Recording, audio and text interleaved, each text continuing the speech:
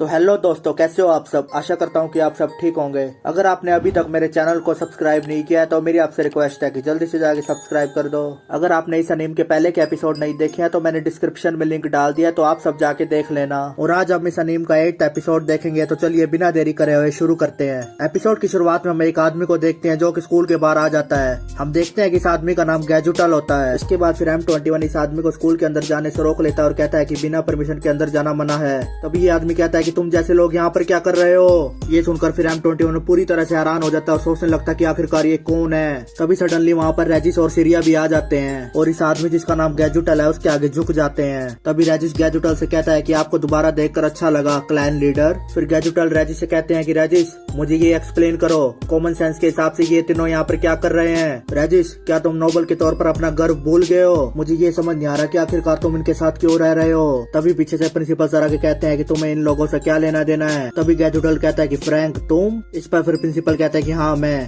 गैजुटल तुम्हारा स्वागत है, काफी दिन बाद मिले हम। फिर अगले सीन में हमें उस जगह का सीन दिखाया जाता है जहाँ से गैजुटल आया है। तभी इस जगह की लॉर्ड अपने लोगों से पूछती है कि गैजुटल चला गया। फिर उनमें से एक आदमी कहता है कि हाँ वो जापान के लिए निकल चुके हैं। फिर ये आदमी कहता है कि क्या ये सच है। रेजिस और सीरिया दोनों ने कॉफिन के अंदर जो व्यक्ति है उससे मुलाकात की है। तभी दूसरा आदमी कहता है कि अगर वो किसी ऐसे से मिले हैं जो नोबल हो तो बिल्कुल। तभी ये लड़की कहती है कि कितने शरारती बच्चे हैं, अगर वो इसलिए चुप थे तो उन्हें सजा मिलनी चाहिए। फिर ये तीसरा आदमी कहता है कि हमारा दुश्मन कॉफिन के अंदर का व्यक्ति है, वो गद्दार जिसने नोबिलिटी को खो दिया। तभी ये लॉर्ड कहते हैं कि बिल्कुल राय वो घटिया कीड़ा। हम देखते हैं कि इस लॉर्ड का नाम रास्करिया होता है। फिर अगले सीन में हम देखते हैं कि ये दोनों क्लैन लीडर आपस में बातें करते हुए कहीं जा रहे होते हैं। हम देखते हैं कि इनमें से एक आदमी का नाम रजस होता है और दूसरे आदमी का नाम कारियास। तभी रजस कारियास से कहता है कि तुम रेजिस और सीरिया को डिफेंड क्यों कर रहे थे। फिर कारियास कहने लगता है कि मैं इस तरह खुद पर निशाना नहीं साधूंगा, बच्चों का होमवर्क ना करना इसमें क्या गलत है। इस पर फिर रजस कहता है कि ऐसी तुम्हारी सोच है। फिर कारियास कहने लगता है कि जैसा आपका हो रजस। तभी रजस कहता है कि तुम सीरिया और रेजिस के साथ ज्यादा ही नरमी से पेश आते हो, अपनी फीलिंग्स को अपने ऊपर हावी मत होने दो। रजस कहता है कि क्लैन लीडर के तौर पर हमारा काम लॉर्ड को सर्व करना है और उनके ऑर्डर पर अपनी जान तक दाव पर लगाना है। गद्दार को पकड़ना तुम्हारा पहला काम होना चाहिए। फिर कारियास कहता है कि तुम जान दाव पर लगाने पे बहुत जल्दी करते हो, तुम्हें मरने की इतनी जल्दी नहीं होनी चाहिए। तभी वहाँ पर रजस का भाई आ जाता है जिसका नाम रायल होता है। तभी रायल रजस से कहने लगता है कि ब्रदर मैंने सीरिया का नाम सुना, क्या बात है। तभी रजस कहता है कि मुझे क्लैन लीडर कहो, ब्रदर नहीं। ऐसा कहते ही फिर रजस वहाँ से चला जाता है। फिर रायल कहने लगता है कि क्लैन लीडर मैं भी इसी लायक हूँ। फिर कारियास रायल से कहने लगता है कि क्या तुम अभी खुद पर लगे प्रतिबंध से नहीं निकले, तुम्हें अभी इन सब में नहीं पड़ना चाहिए। फिर रायल कहता है कि चलो यहाँ से, मुझे बच्चा मत समझो। फिर यहाँ से सीन चेंज होता है, हम गैजुटल को देखते हैं जिसको प्रिंसिपल राय के पास ले आता है। गैजुटल पूछने लगता है कि सीरिया और रेजिस इंसानों के साथ क्यों रह रहे हैं और तुम भी। फिर प्रिंसिपल कहता है कि ये मेरा घर है। फिर गैजुटल राय से कहने लगता है कि तो ये आप हैं मिस्टर राय। फिर राय कहता है कि काफी दिन बाद मिले गैजुटल। फिर गैजुटल कहता है कि हमने सुना है कि आपने 800 साल बड़ी मुश्किल से काटे हैं, जब से आप गहरी नींद में सोए हुए थे। फिर राय कहता है कि फ्रैंक ने मुझे यही बताया था, जब से रेजिस और सीरिया यहाँ आए थे तभी मुझे लगा था कि ये दिन जरूर आएगा, वो यहाँ मुझे ढूंढने आए थे है ना। इस पर फिर गैजुटल कहता है कि वो यहाँ पर कॉफिन मिलने की बात की जांच करने आए थे। फिलहाल लुकेडोनिया में बहुत से बदलाव हो चुके हैं नोबल्स के देश में, जब से आप गायब हुए थे। नहीं, ये कहना ज्यादा सही रहेगा कि जब से प्रीवियस लॉर्ड एटर्नल स्लीप में सो गए हैं। नोबिलिटी के लिए एटर्नल स्लीप को मौत माना जाता है। प्रीवियस लॉर्ड के बाद अब उनकी बेटी रेस्केरिया लॉर्ड है। रेस्केरिया आपको ढूंढ रही है, आप एक गद्दार हैं जिसकी वजह से प्रीवियस लॉर्ड की मौत हुई। फिर राय पूछने लगता है कि फिलहाल लुकेडोनिया की हालत कैसी है। इस पर फिर गैजुटल कहता है कि बहुत सारे senior clan leader previous leader के साथ एटर्नल स्लीप में जा चुके हैं और जो जगह उन्होंने छोड़ी उन्हें यंग लॉर्ड और यंग क्लैन लीडर ने ले ली है। इस पर फिर प्रिंसिपल कहता है कि सीरिया उनमें से एक है ना, क्योंकि मैंने उसे सोल वेपन को यूज करते हुए देखा था। उसका इस उम्र में क्लैन का लीडर होना अब समझ आता है। लगता है जिस लुकेडोनिया का मुझे पता था वो अब पूरी तरह से बदल चुका है। फिर गैजुटल राय से पूछने लगता है कि क्या आप लुकेडोनिया नहीं आएंगे, अगर आपको खुद को बेगुनाह साबित करना है तो मेरे साथ चलिए। इस पर फिर राय कहता है कि गैजुटल मैं थोड़ी देर और यहाँ रहना चाहता हूँ। फिर अगले सीन में हम इन लोगों को देखते हैं जो कि एक रेस्टोरेंट में होते हैं। वहाँ पर टाउ रेजिस से कहता है कि तो सीधे शब्दों में तुम लोगों के लिए क्लैन लीडर एक बहुत जरूरी व्यक्ति है ना। फिर रेजिस कहता है कि ये टाइटल सिर्फ तेरा हाउस होल्ड हेड्स को ही मिलता है जिनमें हाईएस्ट नोबल ब्लड होता है। फिर सीरिया कहती है कि गैजुटल एक सीनियर क्लैन लीडर हैं। फिर टाउ कहता है कि मतलब वो तुम्हारे रिश्तेदार हैं। इस पर फिर रेजिस कहता है कि गैजुटल मेरे ग्रैंडफादर हैं। इस पर फिर टाओ कहता है कि अच्छा इसलिए तुम उन जैसे दिखते हो बिल्कुल।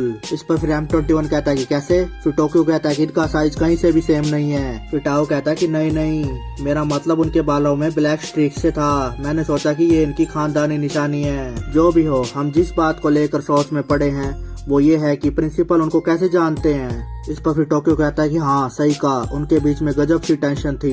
क्या उन दोनों के बीच में कुछ हुआ था? इस पर फिर रेजिस कहता है कि पता नहीं, वो एक दूसरे को जानते हैं, इससे तो हम भी हैरान हैं। फिर M21 रेजिस से कहता है कि मतलब प्रिंसिपल फ्रैंक तुम्हारे जैसे नहीं है। इस पर फिर रेजिस कहता है कि ये तो साफ है कि वो एक आम इंसान नहीं है। फिर सीरिया कहते है कि हम खुद भी पक्का नहीं बता सकते, सच कहे तो वो राय से भी ज्यादा मिस्टीरियस है। फिर अगले सीन में हम देखते हैं गैजुटल प्रिंसिपल के घर पर होता है। गैजुटल प्रिंसिपल फ्रैंक से कहता है कि मैंने सोचा नहीं था कि मैं तुम्हारे घर पर कभी रहूंगा। फिर प्रिंसिपल गैजुटल से कहते हैं कि मैं चाहता हूँ कि तुम जल्द से जल्द यहाँ से चले जाओ। फिर गैजुटल फ्रैंक से कहता है कि मैं अभी भी तुम पर बिल्कुल भरोसा नहीं करता, तुम अब भी वही पागल इंसान हो जिसने लोकेडेनिया में काफी वक्त पहले बहुत से नोबल्स को मार दिया था। फिर अगले सीन में हमें प्रिंसिपल फ्रैंक का पास दिखाया जाता है। हम देखते हैं कि फ्रैंक ने कुछ लोगों को बंदी बना लिया होता है। फ्रैंक इससे कहता है कि चटपटाने से कुछ नहीं होगा, ये चैन तुम्हारे जैसे लोगों के लिए बनाई गई है। फिर ये आदमी कहने लगता है कि तुम्हारे जैसे लोगों के पास इतनी पावर कैसे आ गई?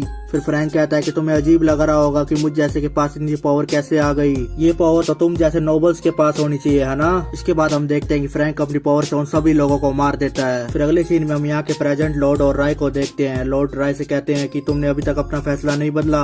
लॉर्ड कहते हैं कि अकेला मैंशन में रहना तुम्हें बोरिंग लगता होगा, तुम्हें यहाँ रहना चाहिए। इस पर फिर राय कहता है कि नहीं। फिर लॉर्ड कहते हैं कि तुम्हारे लिए एक बड़ा रूम है। फिर राय दोबारा से कहता है कि नहीं।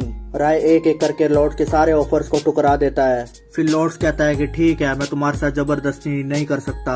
इसके बाद फिर राय वहाँ से चला जाता है। तभी वहाँ पर गैजुटल और रजस भी आ जाते हैं। गैजुटल लॉर्ड से कहने लगता है कि हमारे पास नोबल हंटर को लेकर कुछ जानकारी है जिसे हम काफी समय से ढूंढ रहे थे। फिर लॉर्ड कहते हैं कि बताओ कौन है वो। फिर गैजुटल कहता है कि जो नोबल्स उसके हमले से बच गए थे उनके मुताबिक वो तेज आंधी की तरह आया और एक एक करके सबको मारता गया, और इसमें कोई शक नहीं कि वो एक इंसान था। इस पर फिर लॉर्ड कहते हैं कि इंसान? क्या ये मुमकिन है कि एक इंसान के पास नोबल को मारने के लिए इतनी पावर है? इस पर फिर गैजुटल कहते हैं कि मुझे लगता है कि उसने किसी अननोन तरीके से हमारी पावर ली है, उसे इस तरह खुला छोड़ना सही नहीं होगा।